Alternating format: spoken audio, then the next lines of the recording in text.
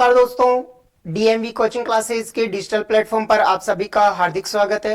चलिए दोस्तों, अपन बात करते हैं आज कपास का मलानी रोग के बारे में। अब तक अपन दो रोग पढ़ चुके हैं, बाजरे का मर्दुरोमिलासिता रोग और बाजरे का अर्गट रोग। आज अपन बात करेंगे कपास का जो मलानी रोग है इसके बारे में। ठीक है, कपास का मलानी रोग यानी कि विल्ट अपन पढ़ेंगे आज। ठीक है, देखिएगा, जो कपास का जो मलानी रोग है इसको मुरझान या फिर उकटा रोग के नाम से भी जाना जाता है। मुरझान यानी कि पौधा लगभग पूरा सूख जाता है, उसमें मुरझान आ जाती है, मुरझा जाता है पौधा। ठीक है, उकटा से आप समझ रहे होंगे कि पौधा है बिल्कुल ऐसा हो जाता है जैसे अचानक से उखाड़ लिया हो, बिल्कुल पूरा ही पौधा सूख जाता है, यानी उकठा रोग इसमें आता है। ठीक है, जो कपास का जो मलानी रोग है इसका जो प्रकोप है, वैसे तो भारत में जहां जहां कपास की फसल उगाई जाती है वहां पर इसका प्रकोप पाया जाता है, लेकिन उग्र अवस्था में जो इसका जो प्रकोप होता है वो कहां होता है, जहां काली मिट्टी होती है। यानी कि काली मिट्टी में अगर अपन कपास की खेती कर रहे हैं तो वहां पर ये जो रोग है उग्र अवस्था से फैलता है, उग्र रूप में उत्पन्न होता है। ठीक है, इसमें जैसे कि इस डायग्राम में आपको दिखाया गया है, पूरा का पूरा पौधा ही अचानक से सूख गया है। इसके अलावा इसकी जो पत्तियां हैं वो जली हुई सी पत्तियां अपन को नजर आने लगती है।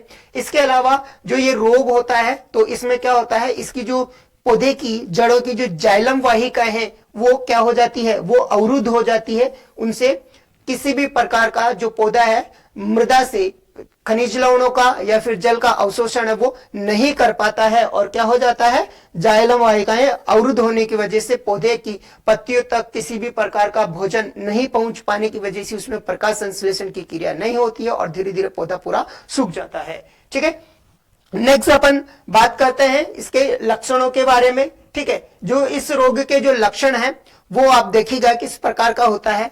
यदि अपना जो खेत है, अपने फसल लगा रखी है और खेत में पर्याप्त मात्रा में नमी भी है, उसके बावजूद भी अगर अपना पौधा सूख गया है, मुरझा गया है, तो इसका मतलब है कि उस खेत में उकटा रोग है, उसका प्रकोप हो गया है। ठीक है, देखिएगा, खेत में पर्याप्त नमी होने पर भी पौधा मुरझा जाता है, यानी कि पौधे का मुरझा जाना क्या रोग कहलाता है, उकटा रोग जो है, उकठा। ठीक है, ये गलत लिखा हुआ है, उकठा जो रोग है उसका क्या हो गया, उकठा रोग का प्राथमिक जो लक्षण है, प्रारंभिक जो लक्षण है वो अपन को दिखाई देना स्टार्ट हो जाते हैं। यानी कि खेत में पर्याप्त मात्रा में नमी है, अपन ने सिंचाई पर्याप्त मात्रा में कर रखा है, उसके बावजूद भी पौधा है वो सूख जाता है, तो यानी कि इसका जो है उकटा रोग के लक्षण उसमें दिखाई देने लग जाते हैं। नेक्स्ट है, उकटा रोग में पीलियां पत्तियां हैं वो क्या हो जाती है, पत्तियां पीली पड़ जाती है, पीली पड़ करके वो मुरझाने लग जाती है और सूखने लग जाती है। जैसा कि अभी अपन ने डायग्राम में देखा था कि पौधे की जो पत्तियां हैं वो क्या हो गई, धीरे धीरे पौधे की पत्तियां हैं वो मुरझाने लग जाती है और पत्तियां हैं वो सूखने लग जाती है। ठीक है, नेक्स्ट अपन बात करते हैं जो रोगी पौधे होते हैं।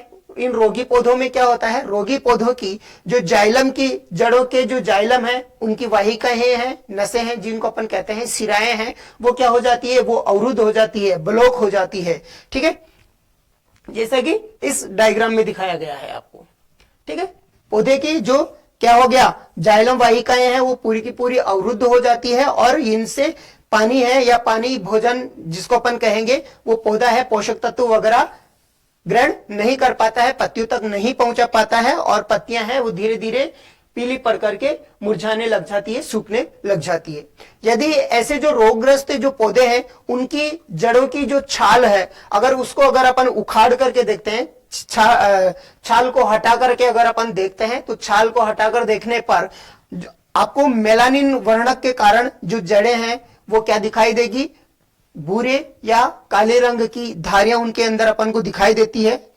जैसे कि ये वाले जो डायग्राम है इसमें ये धारियां सी आपको दिखाई दे रही है। ठीक है, नेक्स्ट है क्या हो जाता है, काले रंग या भूरे रंग की जो है धारियां हैं वो दिखाई देती है और ये किसकी पुष्टि करता है, ये उकठा रोग की पुष्टि करता है। ठीक है, नेक्स्ट अपन बात करते हैं इसके रोगजनक की। रोगजनक यानी कि इस रोग को फैलाने वाला कारक है वो क्या है। ठीक है, इस रोग को फैलाने के लिए जो जिम्मेदार कवक होती है वो है कौन सी, फ्यूजेरियम ऑक्सीस्पोरियम, फ्यूजेरियम ऑक्सी स्पोरम नामक जो कवक होती है वो इस कवक की क्या है, रोगजनक है। इसकी एक स्पेसीज है, इसकी एक स्पीसीज है, कौन सी, वाइन्स इन्फेक्ट्रम नामक इसकी स्पीसीज है। वो स्पीसीज इस रोग को फैलाने का कार्य करती है। ये जो कवक होती है मृदा जनित है, यानी कि इस कवक के जो जीवाणु है, स्पोर्स है, वो मृदा में पड़े रहते हैं और मृदा में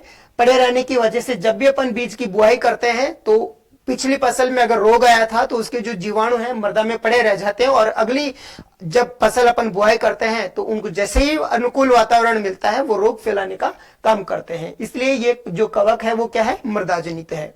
नेक्स्ट है, इस कवक के जो कॉनिडिया है वो किस में पड़े रह जाते हैं, मृदा में पड़े रह जाते हैं और अनुकूल वातावरण मिलने पर वो अंकुरण हो जाते हैं। अंकुरण होकर के जड़ों के द्वारा संक्रमण फैलाने का काम करते हैं, यानी कि जो पौधे की जो जड़ें हैं उन पर वो संक्रमण फैला देंगे और उसको बिल्कुल, जड़ों को बिल्कुल, उसकी जो जाइलम है उनको बिल्कुल अवरुद्ध कर देंगे, जिससे जो पौधा है वो मृदा से जल और खनिज लवण लेने में बिल्कुल असमर्थ हो जाता है और वो बिल्कुल सूख जाता है। ठीक है, नेक्स्ट अपन बात करते हैं इसके प्रबंधन की। जो इसका जो प्रबंधन है, अपन इसका प्रबंधन किस प्रकार से करेंगे। इसका प्रबंधन अपन 3 प्रकार से करते हैं, सस्य प्रबंधन, रासायनिक प्रबंधन और जैविक प्रबंधन। पहले अपन करेंगे सस्य प्रबंधन। सस्य प्रबंधन में अपन क्या करते हैं, बीजों की जो जिन बीजों की अपन बुआई करेंगे वो बीज बिल्कुल प्रमाणित और स्वस्थ बीज होने चाहिए, यानी कि प्रमाणित एवं स्वस्थ बीजों का अपन को बुआई के लिए स्वस्थ एवं प्रमाणित जो बीज है उनका उपयोग अपन को करना चाहिए। इसके अलावा फसल चक्र अपन को अपनाना चाहिए। एक आदर्श जो फसल चक्र होता है वो कितने साल का होता है, वो 3 साल का होता है, यानी कि एक फसल को अगर उस खेत में बो लिया तो उस खेत में उस फसल का 3 साल बाद नंबर आना चाहिए, इस तरीके का होना चाहिए। ठीक है, 3 साल का मतलब हो गया फसल, न कि 3 साल। 3 साल यानी कि खरीफ में अपन ने क्या लगाया, खरीफ, इसके अलावा रबी और जायद। ठीक है, जायद, इन तीनों में अपन को क्या करना है, अलग अलग फसल लेनी है। ठीक है, इसमें अगर अपन ने कपास ले लिया तो इसमें अपन को कपास नहीं लेना है, इसमें अपन को कोई दाल वाली लेनी है। इसमें अपन को जाकर के जो कद्दू वर्गीय जो फसलें हैं उनकी अपन को बुआई करनी है। ठीक है, यानी कि अपन क्या करना है, अपन को फसल चक्र का प्रयोग अपन को करना है।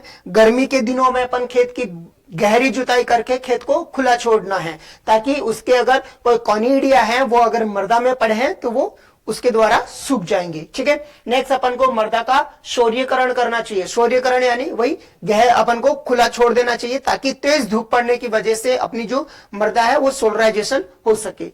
ठीक है, नेक्स्ट है अपना जो खेत है उसके अंदर अपन क्या करेंगे, खेत में नाइट्रोजन, पोटास और जिंक जो है ये कपास की फसल के लिए प्रमुख पोषक तत्व हैं, तो इनका संतुलित मात्रा में अपन को प्रयोग करना है। अगर इनमें से भी किसी भी एक पोषक तत्व की अधिकता और एक पोषक तत्व की न्यूनता अगर हो जाती है तो इसकी वजह से भी उक्टा रोग का प्रकोप है वो हो जाता है। ठीक है, नेक्स्ट है रासायनिक प्रबंधन। रासायनिक प्रबंधन में अपन क्या करेंगे, कार्बेंडाजिम 0.1% जो कवकनाशी है उससे अपन को बीजोपचार करके बीजों को बुआई के लिए काम में अपन को लेना चाहिए। इसके अलावा अगर रोग का अधिक प्रकोप हो जाता है, अधिक प्रकोप होने की अवस्था में अपन क्या करेंगे, कार्बेंडाजिम 0.1% जो है उसका अपन को क्या कर देना है, ड्रेंचिंग करवाना है। ड्रेंचिंग का मतलब क्या हुआ, यानी कि जैसे कि ये पौधा है, ये कपास का पौधा है, ये इसकी जड़ें हैं, तो यानी कि ड्रेंचिंग का मतलब हुआ जो अपन को कार्बेंडाजिम 0.1% का स्प्रे करेंगे और घोल बनाएंगे। घोल बना करके उसकी जड़ों के अंदर अपन को स्प्रे करना है, यानी कि जड़ों को बिल्कुल डिप कर देना है उसका, है ना, यानी कि पौधे के अंदर डायरेक्ट उसकी जड़ के पास में बहुत ज्यादा मात्रा में अपन को, यानी कि पर्याप्त मात्रा में अपन को क्या करना है, कार्बेंडाजिम 0.1% कवकनाशी का घोल बना करके उसका अपन पौधे को देना है। ठीक है, नेक्स्ट अपन बात करते हैं जैविक प्रबंधन की। जैविक प्रबंधन में अपन क्या करेंगे, पौधों की बीजों की जब अपन बुआई करते हैं तो बुआई से पहले अपन बीजों को क्या करेंगे, कार्बेंडाजिम या ट्राइकोडर्मा है, जैविक में अपन रासायनिक का उपयोग नहीं करेंगे। अपन यहाँ क्या करेंगे, जो ट्राइकोडर्मा जो कल्चर है उस ट्राइकोडर्मा कल्चर का 4 kg प्रति हेक्टेयर की दर से अपन क्या करेंगे, भूमि उपचार करेंगे। यानी कि भूमि के अंदर ट्राइकोडर्मा जो कल्चर है 1 हेक्टेयर में अपन 4 किलो किलोग्राम ट्राइकोडर्मा कल्चर का अपन को मृदा में बिखेर करके उसका अपन जुताई करेंगे, जिसकी वजह से मृदा उपचारित हो जाएगी। और अगर कवक के जो कॉनिडिया वगैरह अगर मृदा में है तो वो ट्राइकोडर्मा कल्चर उसको खा करके खत्म कर देगा। ठीक है। नेक्स्ट, बुआई के समय अपन क्या करेंगे? बुआई के समय जो बीज हैं उनको अपन कैप्टान 4 ग्राम प्रति केजी बीज की दर से अपन क्या करेंगे? उसका बीजोपचार करके बुआई के रूप में अपन को उपयोग करना चाहिए। ठीक है। नेक्स्ट है अपन रोग रोधी किस्मों का प्रयोग अपन को करना चाहिए, यानी कि कपास का जो मलानी रोग है उसकी जो रोग प्रतिरोधक प्रमुख किस्में हैं, जैसे कि जयाधर है, मोती है, जरीला है, LD 694 है, विजय है, और इसके अलावा वेरूम है ना, आदि इन फसलों का अपन को क्या करना चाहिए? इन प्रमुख किस्मों का अपन को बुआई के रूप में काम में लेना चाहिए। ठीक है। इसी प्रकार अपनी क्लास है यहीं आज खत्म होती है, और उम्मीद करता हूं आप सबको क्लास पसंद आई होगी, और पसंद आई हो तो आप कमेंट करके बताइएगा, और अपने जो फ्रेंड वगैरह हैं उनके साथ क्लास को शेयर करिएगा। इसी के साथ बहुत बहुत धन्यवाद।